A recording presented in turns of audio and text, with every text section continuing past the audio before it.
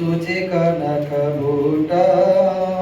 परिदधन् निचोलं कौशुभम् कतितटपटं चारुणरुचिः पौन्हारान् हेमान् वरवलयकेयोर्मुकुटान् वक्त्रेन्दुर्मे दृशिजयतु नारायणमुनि। श्री अक्षरधामाधिपति स्वामिनारायण बापा भगवते नमो नमः। श्री घनश्याम महाराजाय नमो नमः। श्री हरि कृष्ण महाराजाय नमो। श्री सहजानंद स्वामी महाराजाय नमो नमः। श्री बापा श्री भगवते नमो नमः। श्री सद्गुरु श्री ने नमो नमः। श्री स्वामीनारायण आदि आद्याचार्य धर्म धुरंधर सनातन धर्म सम्राट परम कल्याणकारी जीवन प्राण स्वामी बापा भगवते नमो नमः। स्वामी नारायण हरे।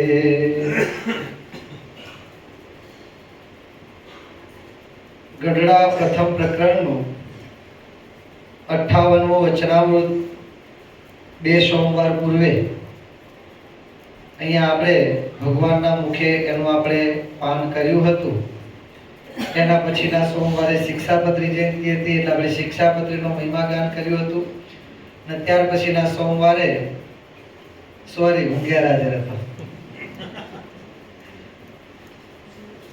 એટલે આપણે બે સોમવાર પૂર્વે ભગવાનના મુખ થકી વચનામૃતનું પાન કર્યું હતું। એમાં પ્રથમ પ્રશ્ન મુક્તાન સ્વામીનો હતો ને એમાં મુક્તાન સ્વામીએ મહારાજને એવો પ્રશ્ન પૂછ્યો કે મહારાજ જ્યારે ભજન શ્રવણ કરવા બેસે ત્યારે ભગવાનના ભક્તના અંતરમાં રજોગુણ તમોગુણના વેગ આવે છે, જેને કરીને ભગવાનના ભજન સ્મરણનું સુખ આવતું નથી, તો એ ગુણના વેગ કેમ ટળે? એમાં મહારાજે એ ગુણના વેગનું કારણ બતાવ્યું હતું। એમાં મહારાજે ત્રણ વસ્તુ કહી હતી। એક તો દેહ, બીજો કુસંગ અને પૂર્વ સંસ્કાર, આ ત્રણ વસ્તુની વાત કરી હતી અને એમાંથી બે વસ્તુના ઉપાય બતાવ્યા હતા। દેહને યોગે કહીને જે ગુણ પ્રવર્તે છે તો આત્મા અનાત્માને વિચારે કહીને ટળી જાય છે, એના ઉપર પણ આપણે બધું વિવરણ કર્યું હતું અને વિશેષ વિવરણ કુસંગે કહીને જે ગુણ પ્રવર્ત્યા હોય તે તો સંતને સંગે કરીને ટળે છે, એના ઉપર આપણે કર્યું હતું। અને ત્રીજી વસ્તુ જે હતી એમાં ભગવાને એવું કહ્યું હતું કે જે પૂર્વના મલિન સંસ્કાર છે તો ટળવા ઘણા કઠણ છે। આટલી વાત મહારાજે આપણને એ દિવસે કરી હતી। સ્વામિનારાયણ હરે। પછી આનંદાન સ્વામીએ પૂછ્યું જે પૂર્વના સંસ્કાર મલિન હોય તે કેમ ટળે? ત્યારે શ્રીજી મહારાજ બોલ્યા જે અતિશય જે મોટા પુરુષો હોય તેનો જે ઉપર રાજીપો થાય તેના ગમે તેવા મલિન સંસ્કાર હોય તો નાશ પામે છે અને મોટા પુરુષનો રાજીપો થયો હોય તો રાખ હોય તે રાજા થાય છે અને ગમે તેવા ભૂંડા પ્રારબ્ધ હોય તો રૂડા થાય છે અને ગમે તેવું તેને માથે વિઘ્ન આવનારું હોય તે નાશ પામે છે। વિચાર કરો કે સંતોની આપણા ઉપર કેટલી મોટી કૃપા અનહદ દયા। મહારાજે બે વસ્તુના ઉપાય બતાવ્યા, ત્રીજી વસ્તુ હતી ભગવાન કહે છે એ તો ઘણી કઠણ છે। પરોક્ષ શાસ્ત્રની અંદર તો એના કોઈ ઉપાય બતાવેલા જ નથી। ભગવાન તો વચનામૃતમાં એમ કહે છે કે ગીતામાં એમ કહ્યું છે કે જ્ઞાની હોય તે પણ પોતાની પ્રકૃતિ સરખું આચરણ કરે છે અને શાસ્ત્રે કહ્યું છે નિગ્રહ તેનું કાંઈ પણ જોર ચાલતું નથી.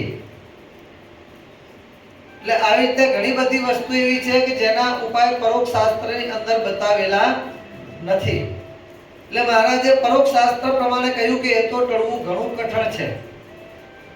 અને એ વખતે આનંદાનંદ સ્વામીએ આપણા ઉપર કૃપા કરી. તો ભગવાનના ધામમાંથી આવેલા હતા, પરંતુ આપણી ઉપર કૃપા કરી. બાકી આનંદાનંદ સ્વામીને કે સંકલ્પ વિકલ્પ કે વ્યાપતા હતા તો હતું જ નહીં. આનંદાનંદ સ્વામી તો પૂર્વે અયોધ્યાના મહંતના પટ શિષ્ય હતા. સંત થયા પૂર્વે અને એ વખતે આખા ભારતમાં અયોધ્યાના મહંત એટલે એની બધે હાક વાગે. અયોધ્યાના મહંત જ્યાં જ્યાં જાય, ગમે તેવો મઠાધીશ, ગમે તેવો મોટો સંસ્થાનો અધિપતિ હોય, બધા જ એની સામે ઊભા થઈ જાય. અને અયોધ્યાના મહંત જ્યાં જ્યાં ફરતા એની સાથે તો કેટલાય 50-100 ઉપર તો હાથીઓ હોય, ઊંટો હોય, આખું લંગર. જેમ રાજા નીકળે એની આખી સવારી હોય, અયોધ્યાના મહંતની સાથે આખી સવારી ફરે. આનંદાનંદ સ્વામી એમના પટ શિષ્ય હતા. એમનો પટ્ટાભિષેક કરવાનો હતો. ત્યારે આનંદાનંદ સ્વામી કહે છે એકવાર મારે તીર્થાટન કરવું છે.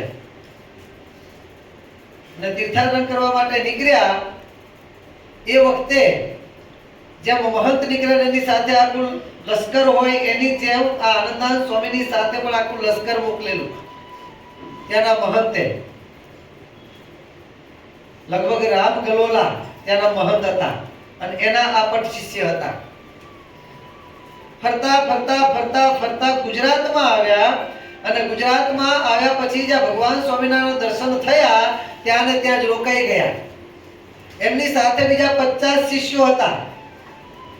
એ બધા કહેવા માંડ્યા ચાલો તમે નામ છે વિચાર કરો કે એને અયોધ્યામાં પહોંચે ને તરત જ એને મહંતાઈ પ્રાપ્ત થવાની હતી. એમને એ મહંતાઈનો પદનો અધિકારનો, અને અયોધ્યાના મહંત એટલે તો આપણે આગળ વાત કરીએ એ પ્રમાણે ભગવાન સ્વામિનારાયણ પેલી જે ભેદ પધરામણી કહેવાય ને, પેલા વૈરાગીની પાસે ગયા અને ભગવાનનો એ દ્વેષી હતો. પણ ભગવાને શું કહે છે કે અમે હમ તો અયોધ્યા કે મહંત હે. અને જે અયોધ્યાના મહંત કીધા ત્યાં તો આગતા સાગતા કંઈક કરવા માંડ્યા. હવે આવી જેની પ્રતિષ્ઠા હોય જ્યાં જાય ત્યાં, અને તેમ છતાંય પદ પ્રતિષ્ઠા બધાનો ત્યાગ કરી અને જે આચાર્ય બનવાના હતા, મહંત બનવાના હતા, એ શિષ્ય બનવા માટે તૈયાર થઈ ગયા. વિચાર કરો. પણ આપણા બધા માટે થઈ એ આનંદાનંદ સ્વામી ભગવાન સ્વામિનારાયણને પ્રશ્ન પૂછે છે કે હે મહારાજ, પૂર્વના મલિન સંસ્કાર હોય તે કેમ ટળે? ભગવાને કીધું ટળવા ઘણા કઠણ છે. તેમ છતાં આનંદાનંદ સ્વામી શા માટે પૂછ્યું હશે? કારણ કે જાણતા હતા કે ભગવાને ઉત્તર કર્યો છે એ પરોક્ષ શાસ્ત્રની રીતે ઉત્તર કર્યો છે. એટલે એમનો પૂછવાનો ભાવ એવો તો પ્રભુ જેને પરોક્ષનો જેને ભેટો થયો છે એના માટે તો આ ઉત્તર બરોબર છે. પરંતુ આપનો ભેટો થયા પછી પણ આપના આશ્રિત માટે જો આ ઉત્તર હોય તો આપ મળે એનું વિશેષ શું? એનું વિશેષ શું? આપ મળ્યા છો તો કંઈક વિશેષ હોવું જોઈએ ને. આપ મળ્યા છો એટલે કોઈ પણ વસ્તુ અશક્ય હોઈ શકે નહીં. માટે આનો ઉત્તર કરો કે પૂર્વના મલિન સંસ્કાર હોય કઈ ઉપાય કરીને ટળે.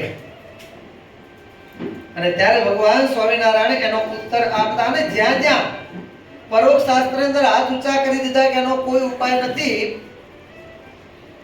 એ દરેક જગ્યાએ કારણ સત્સંગમાં જો ઉપાય બતાવેલો હોય, વતનમાં ઘણી બધી જગ્યાએ છે, તો એનો એક જ ઉપાય છે. અહીંયા પણ એ જ ઉપાય, અને જ્યાં જ્યાં ઉપાય બતાવે છે બીજા પણ આવા કોઈ પણ પ્રશ્ન હોય કે જેનો પરોક્ષ શાસ્ત્રમાં એનો કોઈ ઉપાય જ ના હોય, એનો બધાની જગ્યાએ બધી જ જગ્યાએ એક જ ઉપાય બતાવે, એક જ રામબાણ દવા. કઈ? અતિશય જે મોટા પુરુષ હોય, ભગવાન અને ભગવાનના જે સત્પુરુષ, એમની જેના ઉપર પ્રસન્નતા થાય એના માટે બધું જ શક્ય છે. આનંદાનંદ સ્વામી કહે છે કે મહારાજ, પૂર્વના મલિન સંસ્કાર હોય એને ટાળવાનો ઉપાય શું છે? અને ત્યારે ભગવાન સ્વામિનારાયણ કહે છે અતિશય જે મોટા પુરુષ હોય. અતિશય મોટા પુરુષ કોણ? તો ભગવાન સ્વામિનારાયણે જે વચનાત્મા કહ્યું છે એ પ્રમાણે મહારાજ કહે છે ભગવાન વિશે એકાત્મ ભાવવાળા જે સત્પુરુષો હોય એ તો કેવા છે? તો એના પગને વિશે ચાલનારા જે ભગવાન છે એ જ ભગવાન આ જગત આ સૃષ્ટિના સમગ્ર જીવ પ્રાણી માત્રના પગને વિશે ચાલવાની શક્તિને પોખે છે. એ સત્પુરુષના નેત્ર દ્વારા જોનારા જે ભગવાન છે એ જ ભગવાન એ સત્પુરુષ દ્વારા આ જગતના સર્વ જીવ પ્રાણી માત્રને જોવાની શક્તિને પોખે છે. એમ સર્વ 14 ઇન્દ્રિયો બધી જ ઇન્દ્રિયોના કરતા જે ભગવાન છે એ ભગવાન એ સત્પુરુષ દ્વારા એ સર્વ જગતના જીવ પ્રાણી માત્રની તે ઇન્દ્રિયોની તે શક્તિઓને પોખે છે. કહેતા એવા જે સંત છે એ તો આ જગતના આધાર રૂપ છે. બીજી ભાષામાં કહીએ તો જે સંત દ્વારા સ્વયં ભગવાન સ્વામિનારાયણ પોતે વિચરતા હોય એને ભગવાનના અતિશય મોટા પુરુષ કહેવાય. એટલે મહારાજ કહે છે કે અતિશય જે મોટા પુરુષો હોય તેનો જે ઉપર રાજીપો થાય એના ગમે તેવા મલિન સંસ્કાર હોય એ તો નાશ પામી જાય. શું? પૂર્વના મલિન સંસ્કારો એ તો નાશ પામી જાય. એટલું જ નહીં પણ મહારાજ કે રાખ હોય તો રાજા થાય. ગમે તેવા ભૂંડા પ્રારબ્ધ હોય તો પણ નાશ પામી જાય અને ગમે તેવું એની માથે વિઘ્ન આવનારું હોય તો એ પણ મહારાજ વિશે નાશ પામી જાય છે. મોટા પુરુષનો જે રાજીપો છે એમની જે પ્રસન્નતા છે એનું આટલું મોટું ફળ છે. એટલે મહારાજ કહે છે જેના પર મોટા પુરુષનો રાજીપો થાય એના ગમે તેવા મલિન સંસ્કાર હોય તો પણ નાશ પામી જાય. ગમે તેવા પૂર્વના મલિન સંસ્કાર ના હોય.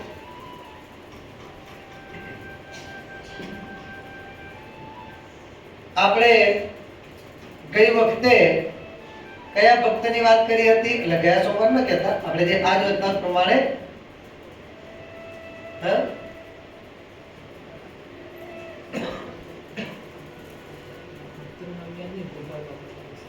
ગોપાળ બાપાનો પ્રસંગ છે પણ ભક્ત કયા હતા?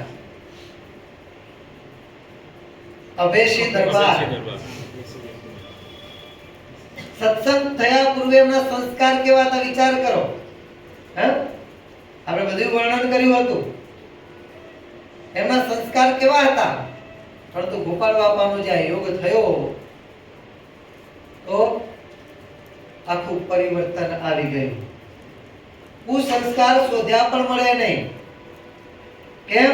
મોટા પુરુષનો રાજીપો થયો અને મોટા પુરુષની જે પ્રસન્નતા થઈ એટલે જરા પણ વાર લાગતી નથી. તરત જ આવો અભયસિંહ દરબાર. આટલી જ વાત. આટલી જ વાત. આ તો હજુ વચન કહ્યું છે. કેટલાય પ્રસંગો એવા છે માત્ર દ્રષ્ટિ પડી હોય અરે એનાથી આગળ કહીએ કે ભગવાનને અને ભક્તનો ભેટોય ન થયો હોય, ખાલી ભગવાનનો સંકલ્પ થયો હોય અને મલિન સંસ્કાર માત્ર નાશ પામી જાય, આખી વૃત્તિ ફરી જાય એની. ઘડી પહેલા એ વ્યક્તિના દર્શન કર્યા હોય અને ભગવાને સંકલ્પ કર્યા પછી એ વ્યક્તિના દર્શન કરો, આ આસમાન જમીનનો આખો તફાવત લાગે. કેમ? મોટા પુરુષનો રાજીપો પ્રાપ્ત થયો. ખાલી ભગવાન મોટા પુરુષ સંકલ્પ કરે કે આ વિચારો મંડાણો છે ટાળવા માટે તો એનું બધું જ કરો.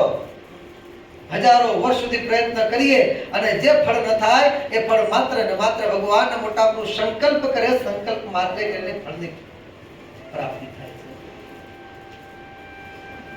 એટલે મહારાજ કહે છે મોટા પુરુષનો રાજીપો થાય એટલે ગમે તેવા મલિન સંસ્કાર હોય તો પણ નાશ પામી જાય છે. બીજું મહારાજ કહે છે રાખ હોય તો રાજા થાય. ભગવાન શું કરે છે? ભગવાન શું કરે છે? પ્રશ્ન પૂછાયેલા છે. ભગવાન શું ખાય છે? ભગવાન ક્યાં રહે છે? ભગવાન શું કરે છે? ભગવાન શું કરે છે? પ્રશ્નના ઉત્તરમાં ભગવાન શું કરે છે? તો ભગવાન રાખને રાજા બનાવે છે અને રાજાને જો રાજનો સત્તાનો અભિમાન આવી જાય તો રાજાને રાખ બનાવી દે છે.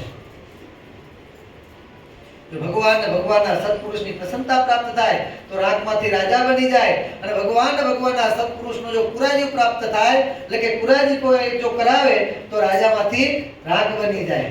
મંગળભાઈ કહેવાતા હતા પરંતુ ગોપાળ બાપાના કૃપાએ કરીને મંગળભાઈ બનેલો વ્યક્તિ એને જ્યાં પોતાના પદનું અભિમાન આવ્યું,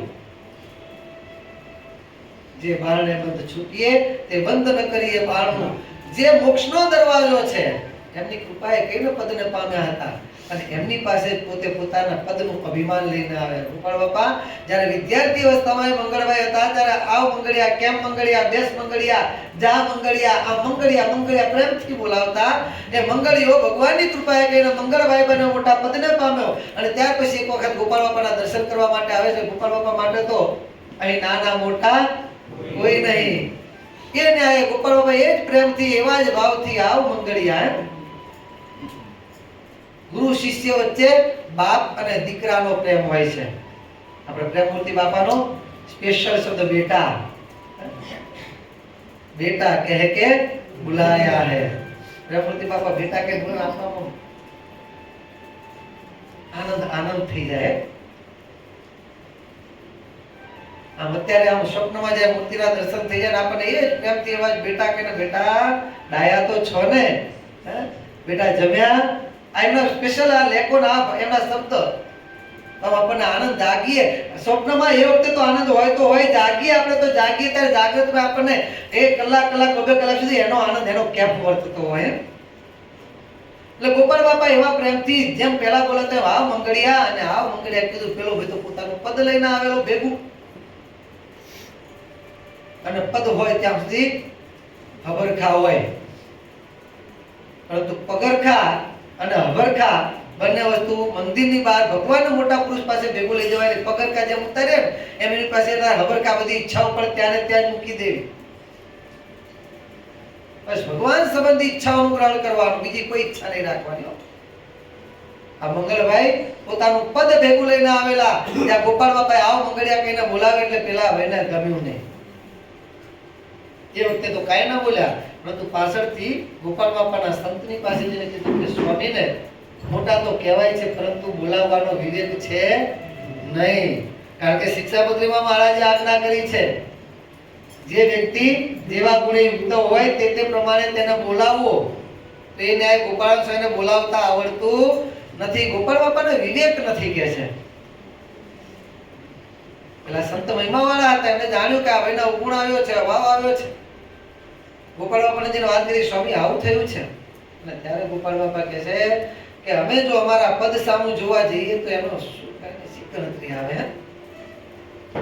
કશો વાંધો નહીં ગોપાળ બાપા કે આપણે તો ક્યાં આપણે અભિમાન રાખવાનું છે. આપણે તો એને પ્રેમથી બોલાવતા હતા, આવતીકાલે એને એમ સાનુકૂળ એમ બોલાવીશું.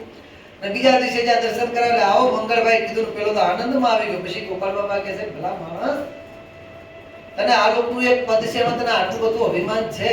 અમે અમારી સત્તા અમારા સામર્થ્ય સામુ જોવા જઈએ, અમારા પદ સામુ જોવા જઈએ, તને આ સભામાં બેસવા, તને તો શું તારા સાહેબને આ સભામાં બેસવા ના મળે.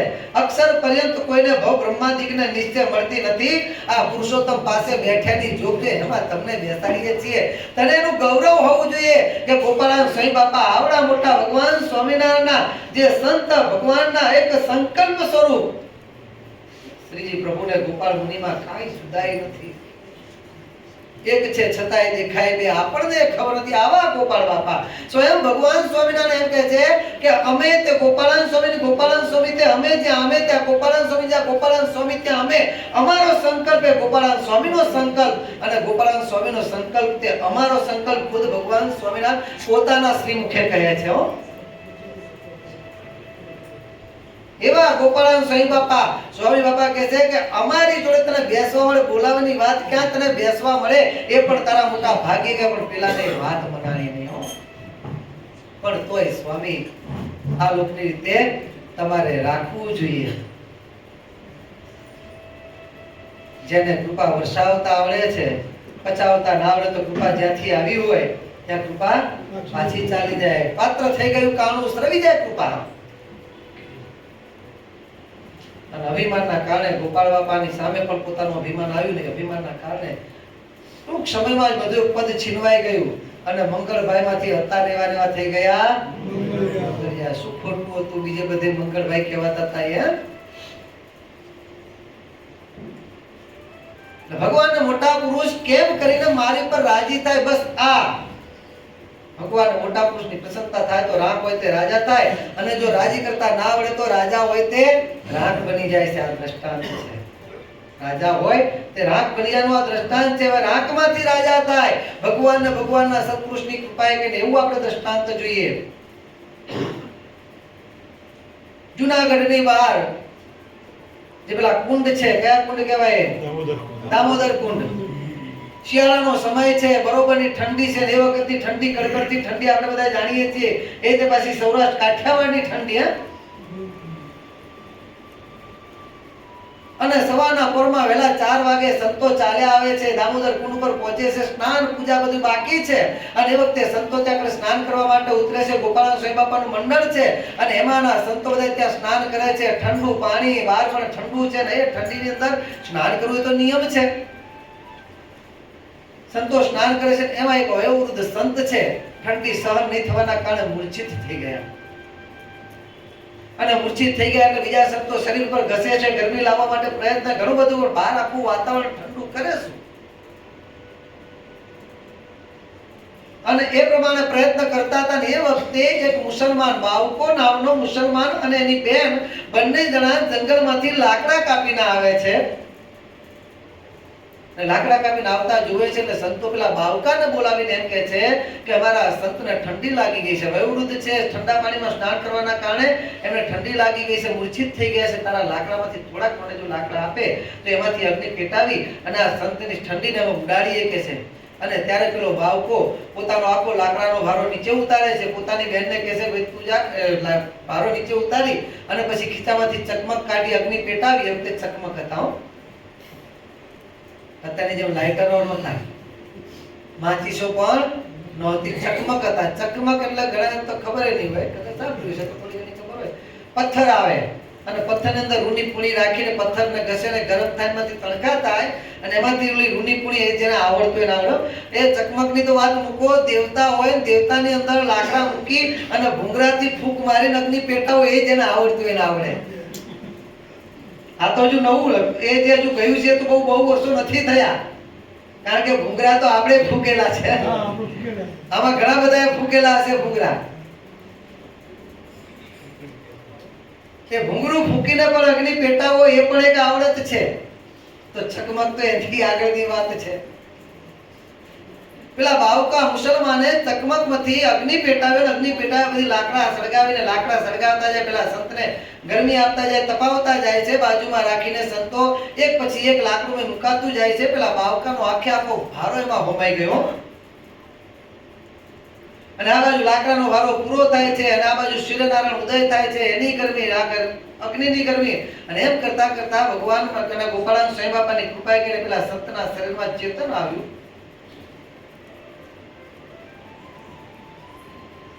સંતને કળવળી. ત્યાર પછી ગોપાળાન સ્વામી બાપા પેલા બાવકાને પૂછે છે કે બાવકા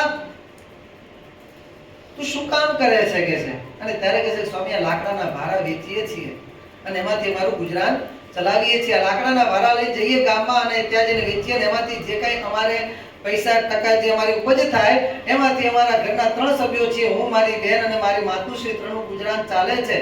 પણ ત્યાં બધા લાકડા આટલા વાપરી નાખ્યા, અડધા એનું શું?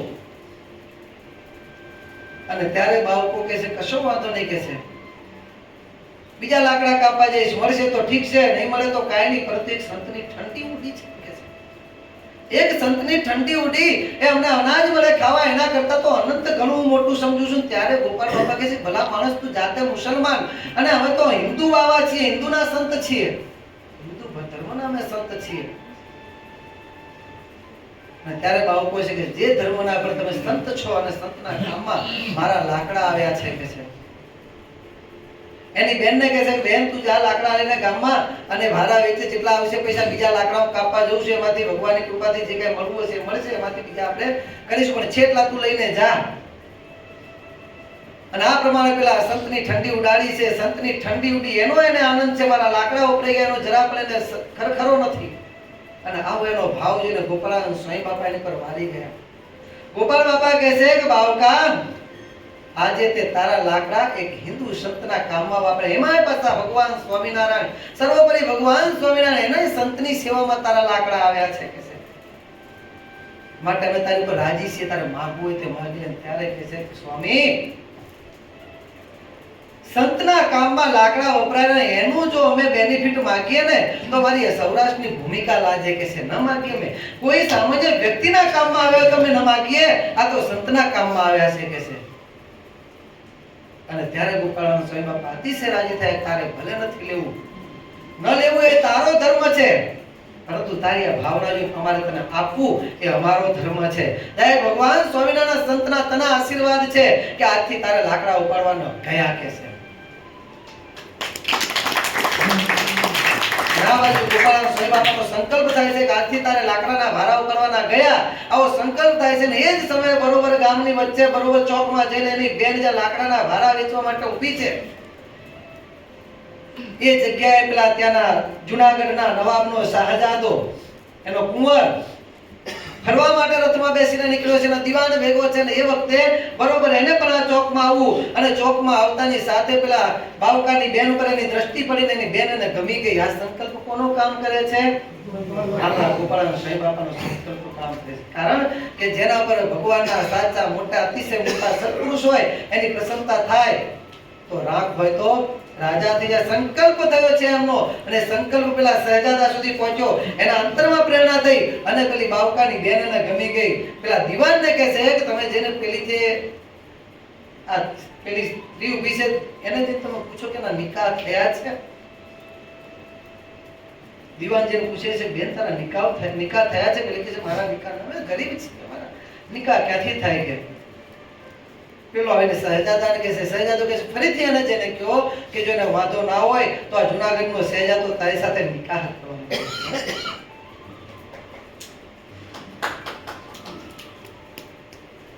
જઈને વાત કરે છે એની બેન કહે છે કે મારો ભાઈ અને મારી માતૃશ્રી જો ના હા પાડતી હોય તો મને કોઈ વાંધો નથી અને પછી એના સૈનિકો તેને એની માતૃશ્રી એના ભાઈને બધાને બોલાવે છે અને વાત કરે છે અને તો રાજીના રેડ થઈ જાય છે ખબર પડી બાવકાને ખબર પડી આ પેલા સંતના આશીર્વાદ પહોંચ્યા હે જેવા પેલા સહજાદાએ રાજ દરબારમાં બોલાવીને ઠરાવ મૂક્યો અને તરત જ એનો સંકલ્પ તરત પહોંચી ગયો ત્યાં કારણ કે આ ચોક્કસ પેલા સંતના આશીર્વાદ છે બાકી આ ન બને આ ગરીબની ઝૂંપડીએ નવાબના દીકરાનું માંગવું આવે કે છે ચોક્કસ ગોપાળાના સ્વામી બાપાના આશીર્વાદ છે એમનું વચન ફળ્યું છે અને એની બેન સાથે માત્ર ને માત્ર નિકાહ કરાય એટલું જ નહીં પેલા બાવકાને પણ જ્યારે સહજાદો પોતે રાજગાદી પર બેઠો ત્યારે પોતાના અંગત દીવાન તરીકે એને પ્રસ્થાપિત કર્યો અને એટલું જ નહીં આજની તારીખમાં પણ એવું કહેવાય છે કે જૂનાગઢની અંદર બાવદાન દીવાન નામનો ચોક આજની તારીખમાં પણ મોજૂદ છે બહુદ્દીન કોલેજ પણ છે કે આપણા ગોપાળાના સ્વામી બાપાના આશીર્વાદમાં બધું મળે છે અતિશય જે મોટા પુરુષો એના જેના પર રાજીપો થાય ને પરંતુ સાચી સમર્પણ ભાવની ભક્તિ હોવી જોઈએ શું હોવું જોઈએ સાચા સમર્પણ ભાવની ભક્તિ હોવી જોઈએ બાકી વિચાર કરો કે આને તો બિચારાને લાકડા વેચીને પોતાનું ગુજરાન ચલાવે છે પરંતુ ભગવાનની કૃપાએ કરીને લાખો રૂપિયા ઘરમાં હોય તો પણ ધર્મને અર્થે વાપરવા હોય પોતાની પ્રતિષ્ઠા થતી હોય ત્યારે તો બધાય વાપરે પરંતુ જ્યાં ધર્મના અર્થે વાપરવા ને ત્યારે તૂટ્યું વર્તું હોય છે ચમડી તૂટે પણ ગમડી છૂટે નહીં આવું હોય છે અને લોભ છે ને એ જ માણસને આ ભટકાવે છે બધા જ પાપનો બાપ કોણ છે લોભ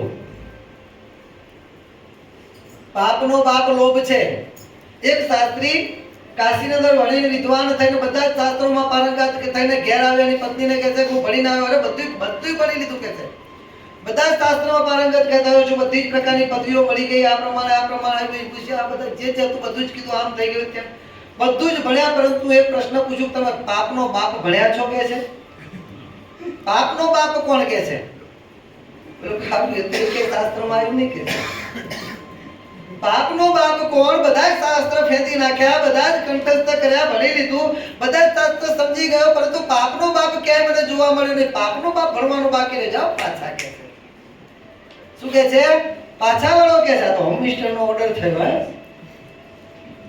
ભાઈડો ઘોડો કે સફરજન હર્ષદભાઈ હા ઘોડા તો નહીં સમજો રાજા અકબર દિલ્હી દરબારની અંદર આખી રાજસભા ભરે છે, એક બાજુ સફરજનનો ઢગલો છે, એક બાજુ ઘોડાની લાઈન લાગી છે, અને દિવાનજી હાથ પાડે છે, ભાઈ આ રાજ્યની અંદર છે જેના ઘરમાં પતિનું ચાલતું હોય, પત્નીનું ન ચાલતું હોય એ ઘોડો લઈ જાય કે છે, અને જેના ઘરમાં હોમ મિનિસ્ટરનું ચાલતું હોય એ સફરજન લઈ જાય. આગળ બેઠેલા કોઈ જલ્દી ઊભા ના થાય. નામદેવ હવે પિન્ટુભાઈ ઊભા થયા. ઘડીક તો શરમાનો, આમ જોયું તેમ જોયું, આપણે ખબર પડી ખરું ઘરમાં આપણું તો ચાલતું નથી, ઘરમાં આપણું તો ચાલતું નથી કે છે. ધીરે રે શરમાતા શરમાતા પણ સફરજન ઉઠાવ્યું. એકે ઉઠાવ્યું તો બીજાને હિંમત આવી, એટલે બીજાએ 50% હિંમત કરીને એને ઉઠાવ્યું. પછી તો ધીમે ધીમે લાગી લેતા જ જાય છે. શું વાંધો છે? એક પછી એક બધા સફરજન લેતા ગયા. એક સફરજન એક વ્યક્તિ, બાકી બધા થઈ ગયા ખાલી. હો, છેલ્લો વેદો તને શું છે? રે ભાઈડો ઘોડો કે છે, ઘોડા ક્યાં છે કે છે. સફરજન ના લઈએ કે ઘોડા ક્યાં છે, ઘોડા બતાવો કે છે. આ લાઈન ઊભી. દિવાજી શું કે છે? આ ઘોડાની લાઈન ઊભી, તને જોઈએ એવો ઘોડો, એટલે લાલ ઘોડો, કાળો ઘોડો, ધોળો ઘોડો, બધું જોતા બધાય ઘોડા ઉપર નજર કરતા એક કાળા ઘોડા પર એની નજર ઠરી. આ ઘોડો મને જોઈએ છે. પણ તારા ઘરમાં કોનું ચાલે? આ ભાઈડાનું ચાલે કે છે. આ ભાઈડાનું ચાલે. ઘરમાં બૈરાની બુદ્ધિ કેટલી કે છે? પગની પાની સુધી. શું કે? બૈરાની બુદ્ધિ પગની પાની સુધી. પતિ પત્નીના મોટા જુઠ્ઠાણા કયા ખબર છે સાહેબ? પત્નીનું મોટું જુઠ્ઠાણું અને પતિનું મોટું જુઠ્ઠાણું કયું મહેન્દ્રભાઈ? તમને કઈ ખબર ન પડે, તમને કઈ ખબર ના પડે. પતિનું પત્નીનું મોટું જુઠ્ઠાણું કયું? પૂછી ગઈ. મારે એમાં એમને પૂછવું પડે. બાપના નામ કદી પૂછવાનું ના હોય. ના પૂછે. અમે જોયેલું છે. આપણો અમે ગાડીમાં હોઈએ, ગાડીમાં જતા હોઈએ, ફોન આવે.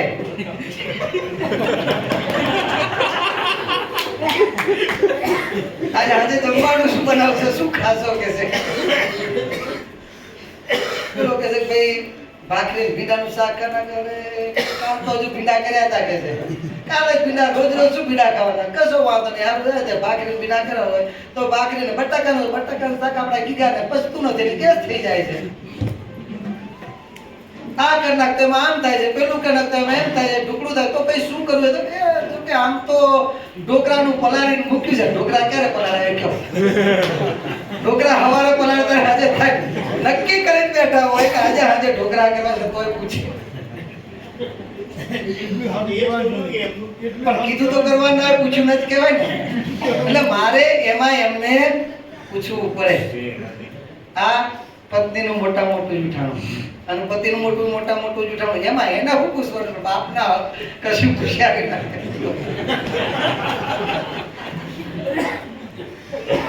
પેલો કે છે ભાઈડો ઘોડો, હું કે આપણા ઘરમાં આપણું ચાલે, ભાઈડાનું ચાલે કે છે. ઘોડો આપો કે આ પ્રમાણે કાળો ઘોડો પસંદ કરો. તબડા કરતા નીકળ્યો છે. હા, દિલ્હી દરવાજાની બહાર, રાજ દરબારની બહાર નીકળે છે. બધી લાઈન લાગેલી, પેલા સફરજન લેવા હાલતા માણસો પૂછો છે વ્યક્તિનો થા કે છે. દિલ્હી આખું સફરજન, ભાઈડો ઘોડો. આ એક ભાઈડો ઘોડો કે છે. અને તો ઘેર પહોંચ્યો આનંદમાં એની પત્ની કે છે, પતિદેવ આટલા બધા આનંદમાં? અરે વેવલીની થામાં કે તારો ભાઈડો ઘોડો પણ છે શું? એ તો કયો. તો કે છે આજે દરબાર આવી જાહેરાત કરી, બધી વાત કરી. આમ આખું દિલ્હી સફરજન બધાના ઘરમાં ભાઈડું ચાલે. આપણા ઘરમાં કોણ? પતિદેવ આપણા ઘરમાં તમારું જ ચાલે કે છે. તો પછી કે છે આપણા ઘરમાં ભાઈડાનું ચાલે કે જો હું ઘોડો લઈને આવ્યો. પેલી કે છે પતિદેવ વાત તો સાચી, આપણા ઘરમાં તમારું જ ચાલે. તમે ભાઈડા ઘોડા, તમે ઘોડો લઈને આવ્યા, પણ મૂર્ખા થોડોક તો વિચાર કરવો તો કે છે. કે શું કરવાનું કે? તો કે છે આ આપણા ઘરની દિવાલ કેવી છે? તો કે ધોળી. આ મારી હાડી કેવી છે? તો કે ધોળી. આ ઘોડિયા હું તો આપણો ચકુડિયો કેવો છે? તો કે ધોળો. આ કેવું કે ધોળું, આ કેવું કે ધોળું, બધુંય ધોળું. મૂર્ખા ઘોડું કાળું લઈ આવ્યા કે મેચિંગ નથી થતું કે છે. શું કે છે? મેચિંગ પાછા વળો ધોળું ઘોડું લે. અરે એમાં શું છે કે હમણાં લઈને આવું કે ઉપડ્યો પાછો તબલા તબલા કરતો. અરે દીવાન ક્યાં છે રાજા? પણ શું થયું ભાઈ, તું તો ઘોડો નહીં બને, આ નહીં કે કાળું નહીં ધોળું ઘોડું જોઈએ, કેમ મેચિંગ નથી? તો કોણે કીધું? કે પત્નીએ કીધું. હેઠો ઉતર. આ સંબંધ તારા માટે જ છે કે હોમ મિનિસ્ટરનો ઓર્ડર થયો. શું ઓર્ડર થયો? હા, એ નહીં બોલે. એ નહીં બોલે. બાપનો બાપ ભણીને આવું. આગળની વાતમાં આવી જઈએ આપણે.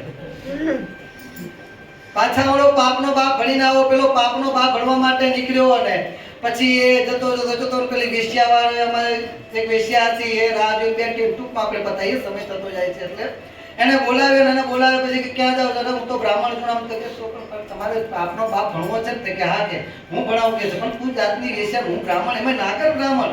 પરંતુ પેલી વેશ્યા કે છે જેને વિદ્યા ભણવી હોય, એમાં ગુરુ શિષ્ય વચ્ચે એ બધું કઈ આવે નહીં. તમારે ભણવું હોય તો હું ભણાવું, બીજે ભણવા નહીં મળે કે છે. પેલા હા ના કરતી હતી. પેલી કહે છે કે તમારે જો અહીં તમે મારી જોડે બાપનો બાપ ભણવા રહેશો ને, આમ તો સામાન્ય શિષ્ય ગુરુના ગુરુ દક્ષિણા આપે, પણ તમે બ્રાહ્મણ છો, પવિત્ર બ્રાહ્મણ કહેવાય. મારા પાપ ધોવાય, આટલું પણ પુણ્ય કામ કરું તો મારા પાપ ધોવા છે. જો તમે મારી જોડે આ પાપનો બાપ ભણવા માટે રહેશો તો તમારે ગુરુ દક્ષિણામાં મને કાંઈ ના, પણ ઉપરથી હું તમને 100 રૂપિયાની ભેટ આપીને બ્રાહ્મણ. જય સ્વામિનારાયણ. હા, રોકાઈ ગયા. આપણે વિદ્યા જ ભણવી છે ને કે છે. એમ કરતા કરતા એકવાર પોતાને ત્યાં જમવા બોલાવે છે. હા ના 200 રૂપિયા ભેટ મૂકી તૈયાર થઈ ગયો.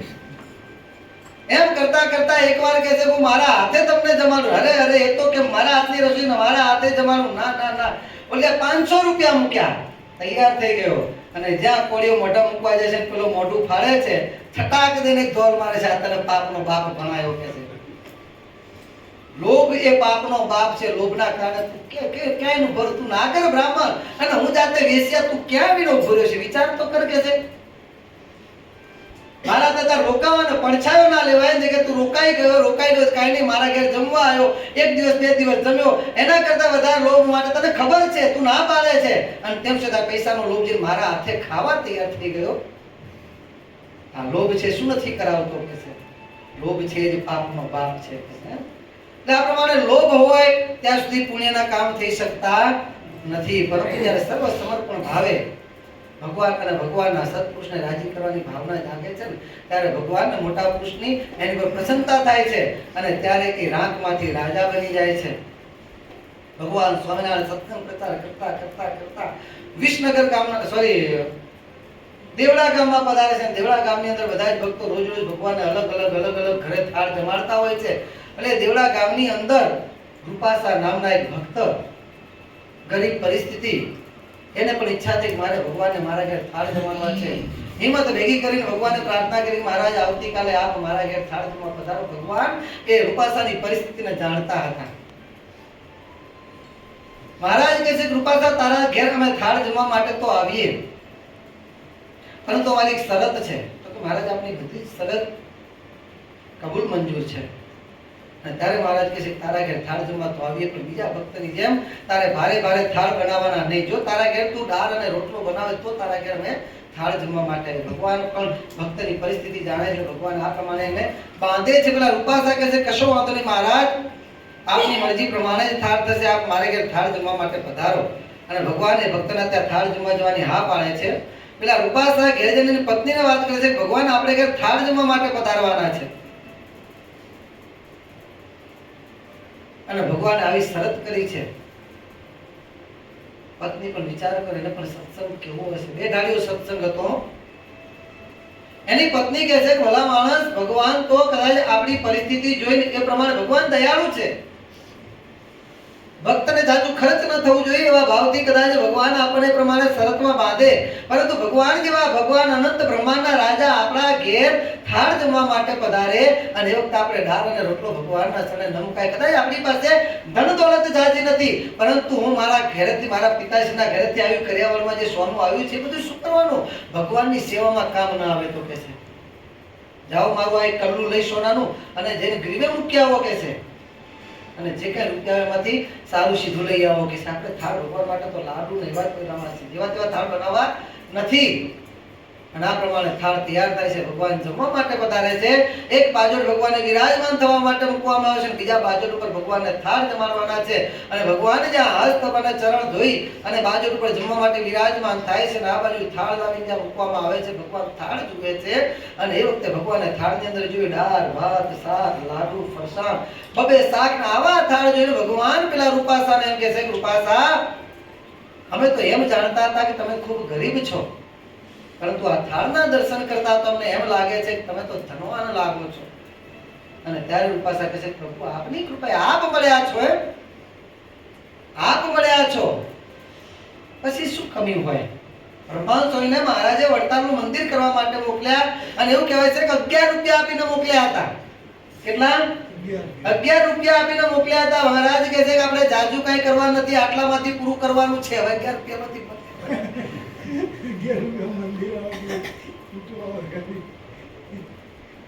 અને બ્રહ્માંડ સ્વામી વડતાલની અંદર જાય છે. વડતાલની અંદર જે જગ્યાએ મંદિર બને તે મંદિર છે જગ્યાએ ભગવાન જઈ અને એક ઝાડને ખેતીની અંદર ઝાડનો જે ખૂંટો હતો એની અંદર પોતાની જોડી લટકાવે છે. અને જોડી લટકાવ્યા પછી એ વખતે કે એન્જિનિયરને બોલાવે ને ચિત્રે ને આ ને તે આટલા ઇંચ ને આટલા ફૂટ ને પ્રમાણે એનું જે સ્કેલ કાઢે એ પ્રમાણે બધું નતા પ્લાન ચિત્ર હતા. હો, બ્રહ્માંડ સ્વામી સોટીના આધારે પ્લાન ચિત્રવા માંડ્યા. અને ચિત્રિત આપણે જે મંદિર જોઈએ છીએ વડતાલનું મંદિર, જો કે મેં તો જોયું નથી, પણ જ્યારે કદાચ જે મંદિર જોયું હશે એને ખબર હશે. તો વિશાળ પ્લાન બ્રહ્માંડ સ્વામી ચિત્રીને મોકલ્યો અને આ ચિત્રીને મૂક્યો. અને આ રીતે જ્યારે આવા કાર્ય થતા હોય ત્યારે એમાં વિઘ્ન સંતોષી પણ ઘણા બધા હોય. જ્યારે આપણે જ ભગવાનના વચન પ્રમાણે ઓળખો, અંતરની વાત જાણવા વાળાને તો ઓળખો. ભગવાને ઉપલબ્ધ વાક્ય, બાકી ભગવાને એમ કીધું આટલામાંથી 11 રૂપિયામાંથી ઘર ન બને. 11 રૂપિયામાંથી ઘર ન બને, મંદિર કેમ બને? પરંતુ ભગવાન શું કહેવા માંગતા હોય, ભગવાનના અંતરનો શું અભિપ્રાય હોય એ બ્રહ્માંડ સ્વામી જાણતા હોય. અને બ્રહ્માંડ સ્વામી આ પ્રમાણે મોટો પ્લાન ચિત્રીને મૂક્યો ને એ વખતે પેલા વિઘ્ન સંતોષી એમાંનો એક જોડો ઉપડ્યો તાબડતોબ છે ગઢપુર જઈને ભગવાનને ફરિયાદ કરે, મહારાજ આપે તો બ્રહ્માંડ સ્વામીને કીધું છે કે આ પ્રમાણે નાનું મંદિર બનાવવાનું છે અને બ્રહ્માંડ સ્વામી તો મોટો પ્લાન ચિત્રીને મૂક્યો છે, આવડું મોટું ચિત્રામણ કરી શકે છે, ખર્ચો ઘણો થઈ જશે. અને એ વખતે બ્રહ્માંડ સ્વામી પર ભગવાન પત્ર લખે છે. અને પત્રની અંદર બ્રહ્માંડ સ્વામીને મહારાજ શું લખે છે? अपनी पोच विचार के तेती करिए दौड़, तेता पाव प्रसारिए जितनी लंबी शोर. લાંબા હારે ટૂંકો જાય મરે ને તો માદો થાય. આપણી પોચ પ્રમાણે દોડ, હરીફાઈ આપણી આ પોચ પ્રમાણે કરાય. ને બીજું દર્શન શું દીધું? તેતા પાવ પ્રસારીએ જીતની લંબી શોળ. શિયાળાનો સમય બરોબરની ઠંડી વાતી હોય અને એ વખતે સુવા માટેનું આસન એ ટૂંકો ને ઓઢવા માટેની ચાદર એ નાની હોય તો પછી ટૂટ્યું વાળીને હોવાનું કે ટાટિયા લાંબા ન કરાય. કહેવાનો મતલબ આ છે. એટલે ભગવાન શું કહેવા માંગે છે કે આપણી શક્તિ પ્રમાણે પ્લાન ચિત્રાય. એટલે अपनी પોચ વિચાર કે તેતી કરીએ દોડ, તેતા પાવ પ્રસારીએ જીતની લંબી શોળા પ્રમાણે લખીને આપ્યું. એટલે પેલો તો રાજી થઈ ગયો, ભગવાન આ પ્રમાણે હવે તો આદેશ મોકલે છે. બ્રહ્માંડ સ્વામી શું કરવાનું? બધું કામ વિખાઈ નખાવ. અને આનંદમાં ઘોડા પર કૂદતો આવે. બ્રહ્માંડ સ્વામી મહારાજનો આદેશ આવ્યો છે. શું આદેશ આવ્યો છે? લો પત્ર મહારાજનો કે છે, વાંચ્યું શું લખ્યું છે? તો લખ્યું છે ભાઈ अपनी पोच विचार के तेती करिए दौड़, तेता पाव प्रसारीए जितनी लंबी शोध. અને પછી ત્યાર પછી કારણ કે ભગવાન એમ કહેવા માંગતા હતા કે આપણી પાસે ધન દોલત આવક જાજી નથી, તો આપણી આવક પ્રમાણે આપણે ખર્ચો કરવાનો એવું મંદિર બનાવવાનું છે. અને ત્યારે બ્રહ્માંડ સ્વામી રિટર્નમાં ઉત્તર લખ્યો. પેલાને કહે છે કશો વાંધો નહીં, તમે લાવ્યા સારું, પણ હજુ એક મારું કામ કરો, મારો એક પત્ર ભગવાન સુધી પહોંચાડો. કશો વાંધો નહીં, પેલાને તો અટકાવું હતું, કશો વાંધો નહીં પહોંચાડું. ભગવાને કીધું અર્થ થવાનું જ નથી, ગમે તેમ પત્ર ભલે લખ્યો. બ્રહ્માંડ સ્વામી કહે છે, એટલે બ્રહ્માંડ સ્વામી કહે છે કે મારો પત્ર પહોંચાડી દઉં સ્વામી. અને પછી બ્રહ્માંડ સ્વામી સામે સાખી લખી મોકલી, સાહેબ સરીખા શેઠિયા બસે નગર કે માય, તાકે ધન કી કા કમી, જિનકી મુંડી ચલે નવખંડ માય. અને આ પ્રમાણે પત્ર લખીને આપી. મહારાજે વાંચી ભર સભામાં. અને એ વખતે જીવબા અને લાડુબા બંને સભામાં બેઠા છે કે મહારાજ બ્રહ્માંડ સ્વામીની ઈચ્છા હોય તો થવા દો. ત્યારે મહારાજ કે લક્ષ્મીજી બોલ્યા. મહારાજ કહે છે લક્ષ્મીજી બોલ્યા હવે ફિકર નથી, થવા દો. કોણ કરવાનું તું? એના દ્વારા બોલનારા પણ હતા, બ્રહ્માંડ સ્વામી દ્વારા પત્ર લખનારા પણ હતા, બ્રહ્માંડ સ્વામી દ્વારા પ્લાન ચિતરનારા પણ હતા, ચિઠ્ઠી લખનારા એ હતા, બધું જ કરનારા એ હતા. પરંતુ અને અકર્તાપણું વાપરે છે. લક્ષ્મીજી બોલ્યા કે હવે ફિકર નથી કે છે, થવા દો કે છે. એમ બ્રહ્માનંદ સ્વામી જેમ કીધું સાહેબ સરીખા શેઠિયા, એ જ પ્રમાણે પેલા રૂપાસા કહે છે મહારાજ આપ મળ્યા પછી શું તકલીફ હોય? અમે ધનાઢ્ય છીએ, શેઠના દીકરા શેઠ જ હોય ને, આપના દીકરા છીએ. અને ત્યારે મહારાજ કહે તમે આવા ધનાઢ્ય છો તો હવે તો અમે થાળ તો જમીએ જો તમે અહીંયા આ બાજોટ ઉપર 500 રૂપિયાની ભેટ માંગો તો. આ તો ભાઈ ધર્મ કરતા પણ પેલા ભગત એવું નથી થતું હો. રૂપાસાના મનમાં એવું નથી થતું. રૂપાસાને આનંદ થાય છે ભગવાન આપણી પાસે સામેથી માંગે છે, લોકો સામેથી પ્રાર્થના કરે અને તોય પણ આપણે જોઈએ છીએ બાબાને પ્રાર્થના કરીએ તો પણ મહિને 2 મહિને પણ વારો આવે તો આવે. લોકો સેવા કરવા માટે સામેથી પ્રાર્થના કરે છે અને તેમ છતાંય એ લોકોની સેવા ભગવાન નથી સ્વીકારતા. ભગવાન સામેથી માંગે છે. આપણા કેટલા અહોભાગ્ય કહેવાય. અને એ વખતે પેલા રૂપાસા ઘરની અંદર જઈને પત્નીને કહે છે ભલે આનંદ તો થયો પણ હજુ વ્યવસ્થા તો જોઈએ ને. ભગવાન થાળ નહીં જમે જ્યાં સુધી 500 રૂપિયાની ભેટ પેલા બાજુ ઉપર નહીં મુકાય ત્યાં સુધી ભગવાન થાળ નહીં જમે. પોતાની પત્નીને જેને વાત કરે છે કે મહારાજે 500 રૂપિયાની માંગણી કરી છે અને ત્યારે પતિને ઢીલા જોઈને પત્ની કહે છે કે માં ભલા માણસ ઢીલા આપણા આવો ભાગ્ય કહેવાય. કારણ કે અક્ષર પર્યંત બધાયને વિચાર કરો, એક નાનામાં નાની કીડીથી કરી અને અક્ષર પર્યંત અને અક્ષર એકને અનંત કોટી મૂળ અક્ષરો છે. આ બધાયને સુખના અને સામર્થ્યના દાતા સ્વયં ભગવાન સ્વામિનારાયણ એ આપણી પાસે માંગે છે. પેલા કે વાત સાચી પણ લાવી છે એમાં ચિંતા શું કરો છો? એક કરલું કે બીજું મૂકી દો કે છે. પરંતુ ભગવાનની પાસે 500 રૂપિયાની ભેટ મૂકો.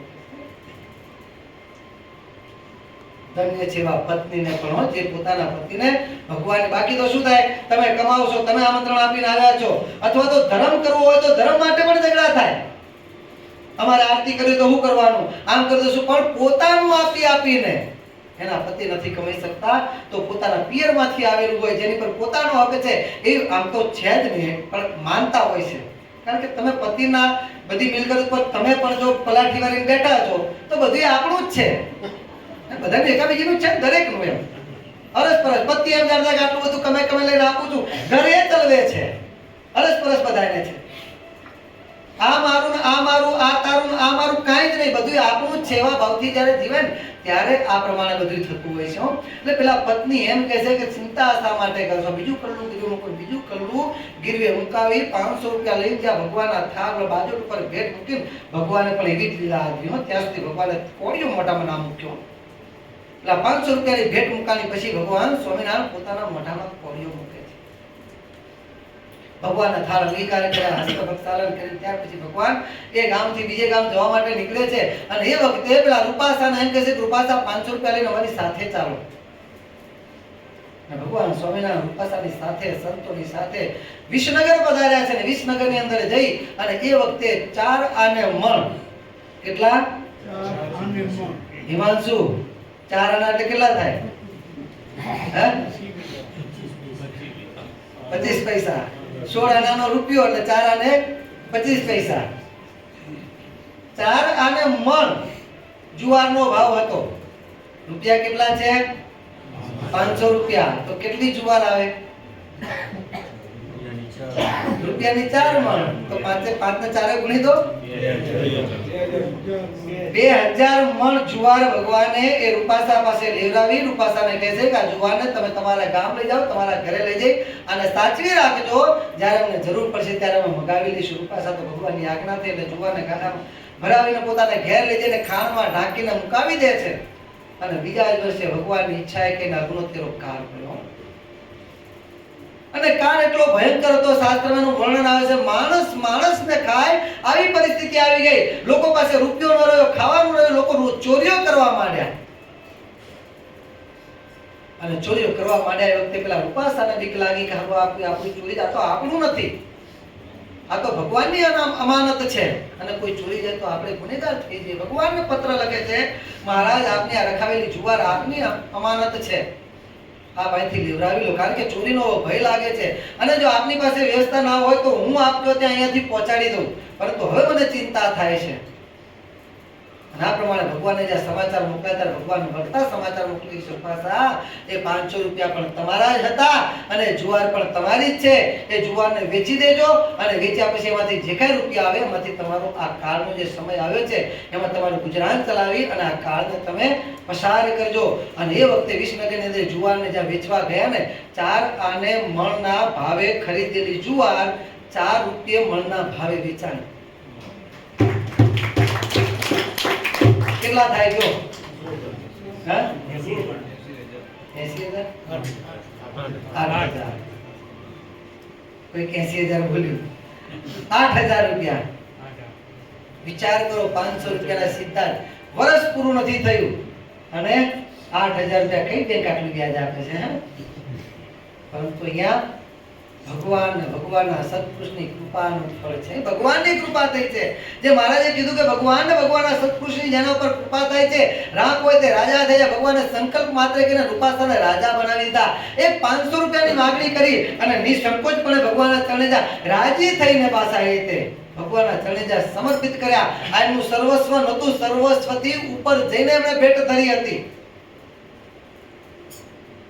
કારણ કે હોય અને બધું આપી દે સર્વસ્વ કહેવાય. આ તો હતું નહીં અને આપ્યું છે. લાવીને ગીરવે મૂકી ઉછીનું લાવીને આપ્યું છે.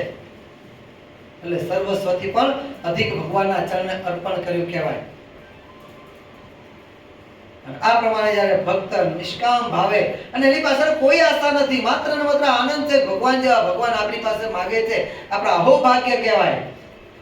આ આનંદ બસ એ જ કે બીજું કાંઈ જ નહીં. અને એના કારણે ભગવાનની એમના ઉપર કૃપા થઈ. અને આવા જે વિશ્વાસુ ભક્ત હોય ને, જેને ભગવાનના વિશ્વાસે પોતાની નાવ ચલાવી, આને કહેવાય. શું થશે પાછળથી, કેમ કરીશું, આ દાગીના કેમ આપણે છોડાવીશું, કઈ રીતે આ દાગીના ક્યાંક આપણે પરિસ્થિતિ બગડે તો આપણે કામ આવે, આવો કોઈ વિચાર નહીં. કેમ? ભગવાન બેઠા છે અને ભગવાનના ચરણે અર્પણ કર્યું છે. ભગવાન વર્તું આપવાના છે, આવો પણ ભાવ નથી હો.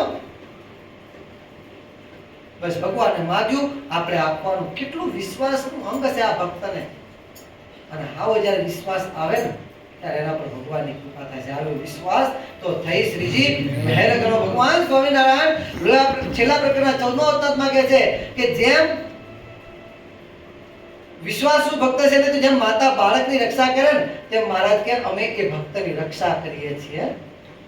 વિશ્વાસુ ભક્ત એની પર તો ભગવાન પોતે માતૃત્વનો ભાવ વરસાવતા હોય છે, પ્રેમ વરસાવતા હોય છે. અને માતાનું એક લક્ષણ છે, પોતે પણ ભૂખી રહે અને પોતાના દીકરાને. આ તો સત્પુરુષ. જ્યારે ભગવાનના સત્પુરુષ એ જ્યારે માતાનું પદ લેતા હોય ત્યારે એનો પ્રેમ કેટલો હોય. કારણ કે માથી પણ સંત એક ડગલું આગળ છે. આવા સત્પુરુષ છે માથી પણ એક ડગલું આગળ છે. સંતનો સ્વભાવ છે એવો જનેતાની ગોદના જેવો. એટલું કીધા પછી કવિને સંતોષ ન થયો. હે, સંતનો સ્વભાવ છે એવો જનેતાની ગોદના જેવો. એટલું કીધા પછી સંતોષ ન થયો તો બીજા લીટીની અંદર શું લખી નાખ્યું? એક ડગલું મેં આગળ દીધા જનની થી જગ સંત. કેમ? તો માત સુવડાવે અને સંત જગાડે, ભેળવી દે ભગવંત. સંતનો સ્વભાવ છે એવો જનેતાની ગોદના જેવો. માથી પણ સત્પુરુષ એક કદમ આગળ છે. અને એવા જ ભગવાન સ્વામિનારાયણ એ વખતે રૂપાસાને ભગવાન સ્વામિનારાયણ મળ્યા, પેલા બાવકાને ગોપાળાનંદ સ્વામી બાપા મળ્યા. એમ આપણને એ જ પરંપરા આપણને મળી છે હો. એ ભગવાન સ્વામિનારાયણ ગોપાળાનંદ સ્વામી બાપાની નાદવંશી પરંપરા, એમાં આપણે છીએ. એવી જ પરંપરા છે ને એવા જ એ માતૃત્વનો પ્રેમ આપણી ઉપર વરસાવે છે. ભગવાન સ્વામિનારાયણનો પ્રેમ કેવો હતો તે એમના સ્થાનને જે બીજા કેમ મારનો પ્રેમ માં જ જાણી શકે, એમ ભગવાન સ્વામિનારાયણનો પ્રેમ કેવો હતો જેના દ્વારા સ્વયં ભગવાન સ્વામિનારાયણ કાર્ય કરતા એવા ગોપાળાનંદ સ્વામી બાપા જ જાણી શકે. ગોપાળાનંદ સ્વામી બાપાનો નિજ આશ્રિતો ઉપર પ્રેમ કેવો હતો તો આપણા નિર્ગુણ બાપાનો કેવો હતો ઈશ્વર બાપા. એમ એમની પરંપરા એ જ માનો પ્રેમ માં જાણી શકે. એમ સત્પુરુષનો પ્રેમ કેવો છે તો એમના વતી જે કાર્ય કરતા હોય ને એ સત્પુરુષ જ જાણી શકે. એટલે કે ભગવાન જેના દ્વારા કાર્ય કરતા હોય સત્પુરુષ જ જાણી શકે, બીજા ન જાણી શકે. એટલે આ પ્રમાણે ભગવાન કહે છે કે જેના પર ભગવાનના સાચા સત્પુરુષની મોટા સત્પુરુષની કૃપા થાય છે એના તો ગમે તેવા મલિન સંસ્કાર હોય તો પણ નાશ પામી જાય છે. ભૂંડા પ્રારબ્ધ હોય તો પણ રૂડા થાય છે. જે આપણે બાવકાની વાત કરીએ, પ્રારબ્ધ કેવા હતા બિચારાના, પરંતુ સંતની કૃપા થઈ, રાજા તો થયો પણ એના પ્રારબ્ધ આખા બદલી નાખ્યા. અને આવા સંતના યોગમાં આવ્યો, એના આ લોકનું તો આપણે કીધું સુખ મળ્યું, પરંતુ ગોપાળ બાપાના યોગમાં આવે છે, દ્રષ્ટિમાં પડ્યો છે, તો અંતે આત્યંતિક મોક્ષનો અધિકારી બની જાય છે. બધા જ પ્રારબ્ધ કર્મ બધા એને ભેદી છેદી અને એને મૂર્તિ સુખનો અધિકારી બનાવી દે એવી આ સંતની કૃપા છે. એટલે મહારાજ કહે છે કે આ પ્રમાણે એના ગમે તેવા પ્રારબ્ધ હોય તો પણ રૂડા થાય છે, અને રાખ હોય તો રાજા થાય છે. અને છેલ્લું હવે આવે છે, શું હતું છેલ્લું? હા, એ તો વાત થઈ ગઈ ને. ગમે તેવું એની માથે વિઘ્ન આવનારું હોય તો પણ નાશ પામી જાય છે. આપણે મૂર્તિમાં ઘણા બધા દાખલા આપણે જોઈએ છીએ. સમય થઈ ગયો છે, ટૂંકમાં એક પ્રસંગ કહી દઉં. બાવળાનો પ્રસંગ, એક નાનો બાળક, એને પ્રોસ્ટેટનું કેન્સર થયું છે, ઓપરેશન કરવાનું છે, અને ઓપરેશન કરવા માટે રિપોર્ટની અંદર બધું જ આવી ગયું છે. બાપાની રજા લેવા માટે આવે છે. એના પિતાશ્રી આપણા પ્રેમમૂર્તિ બાપાને બધી પ્રાર્થના કરે, બાપા આવું છે, આવું છે, આવું છે, ઓપરેશન કરાવવાનું છે. બાપા કહે છે કશો વાંધો નહીં, ભગવાનને પ્રાર્થના કે ભેડા ભરશે ઓપરેશન એમ કેમ બધુંય પાર પડી જશે. પેલું બાળક છે રડતું રડતું બાપાને એમ કહે છે, બાપા મારે ઓપરેશન નથી કરવું, આપ મારા ડોક્ટર. વિચાર કરો, એ 3 વર્ષનું બાળક, એને શું શું છે, પણ એક ભગવાનની કૃપાથી એને જે મૈથી જે પ્રેરણા થઈ, બાપાને પ્રાર્થના કરે છે, બાપા મારે કઈ ઓપરેશન, મને બીક લાગે છે, મારે નથી કરાવવું, આપ મારા ડોક્ટર આપ મટાડી દો કે છે.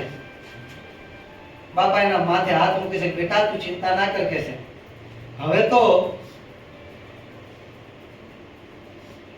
તારી એપોઇન્ટમેન્ટ ઘનશ્યામ પાંડે, ડોક્ટર ઘનશ્યામ પાંડે એના ત્યાં અત્યારે જે વિધિ તારા આ લોકના બાપ કરવા વિધિ કે છે. આ લોકના બાપ જે કરતા કરો તો દવાખાને જા, એ પહેલા તો ઘનશ્યામ પાંડે, ડોક્ટર ઘનશ્યામ પાંડે તારું કામ કરી નાખશે. પહેલા દવાખાને ગયા, દવાખાને ઓપરેશન કરતા પૂર્વે ફરીથી જે બધું જોવામાં આવે, કારણ કે 2-4 દિવસ પહેલા રિપોર્ટ કર્યો એટલે પછી જોવું પડે. જોવામાં તો કોઈ જગ્યાએ એને કેન્સરની ગાંઠ ન દેખાય. આજે લગભગ એ 3-4 વર્ષનો હતો એ વખતની વાત છે. આજે લગભગ 20-21 વર્ષના વાલા આવી ગયા. આજે પણ એ દીકરો વગર ઓપરેશન આજે સત્સંગની સેવા કરે છે. બીજો કોઈ નહીં, આપણા નટુભાઈનો દીકરો ધનંજય.